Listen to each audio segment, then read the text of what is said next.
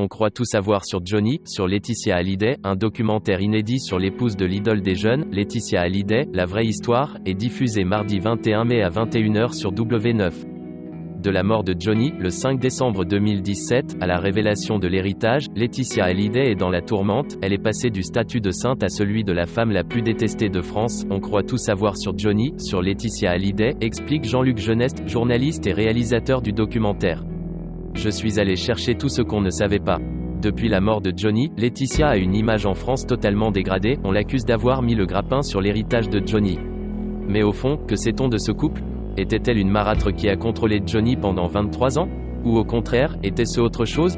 C'est ce qu'on va découvrir. Le documentaire n'est ni à charge ni à décharge, il retrace objectivement l'histoire de Laetitia Hallyday, son arrivée dans la vie de Johnny et comment quand même elle a pris le pouvoir.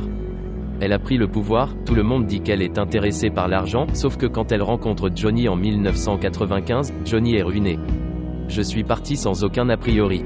C'était intéressant de comprendre ce qu'il s'était passé. C'était une gamine, presque une enfant, c'est presque choquant d'ailleurs, Johnny a plus de 50 ans à l'époque et elle, on a l'impression qu'elle a 14 ans sur certaines photos. Ce qui n'est pas le cas, mais elle a 20 ans, c'est un bébé, elle n'a rien vécu. Elle va tomber amoureuse de lui, il n'y a pas de doute là-dessus. Oui, lui, au début, c'est une fille comme les autres. Il ne sait pas à ce moment-là que c'est une fille avec laquelle il va passer 22 ans. Johnny et Laetitia, c'est une histoire improbable. Dans l'émission, énormément de personnes témoignent, notamment les amis de Johnny de l'époque, qui racontent tous ne donner à Laetitia que quelques mois au départ. C'est une histoire improbable. Ça ne peut pas durer, pour 1 milliard de raisons. Pourquoi est-elle restée ? Comment ça s'est construit ? Elle va très vite découvrir le personnage, qu'il est alcoolique, infidèle. En 1995, Laetitia n'est pas quelqu'un qui a grandi avec la musique de Johnny, c'est plutôt l'idole de son père. Il y a quelque chose qui fait qu'elle est tombée amoureuse et qu'elle a voulu aller plus loin avec lui. On voit dans le documentaire qu'elle est très intelligente, maline. Elle se met en retrait pour ne pas gêner Johnny et dès qu'il y a une porte d'entrée, une faille, elle y va, elle va comprendre très vite le système autour et comment le garder. Elle va se mettre à dos son entourage et s'imposer très tôt.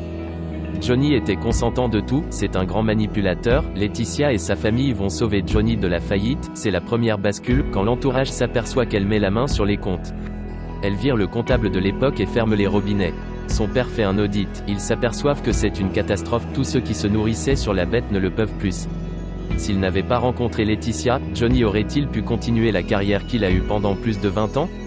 Aurait-il vécu jusqu'à 75 ans ? Laetitia, sainte ou sorcière, la vérité est entre les deux. Ce n'est pas la sorcière que l'on décrit parce qu'il y a une espèce de folie, de l'émotionnel dans toute cette histoire, avec David, Laura. Mais c'est aussi quelqu'un qui a défendu son bastion. J'ai eu accès à des images totalement inédites de l'homme qui suivait Johnny et qui le filmait partout. On a eu des angles de caméra très intéressants. On s'aperçoit que c'est le père de Laetitia qui décide de tout en coulisses. Le pouvoir qu'il a laissé au boudou après 2-3 ans. Johnny était consentant de tout, c'est un grand manipulateur. Il n'aimait pas les conflits. Les boudous lui ont servi de paravent. La réalité, c'est que c'est Johnny qui décidait de tout.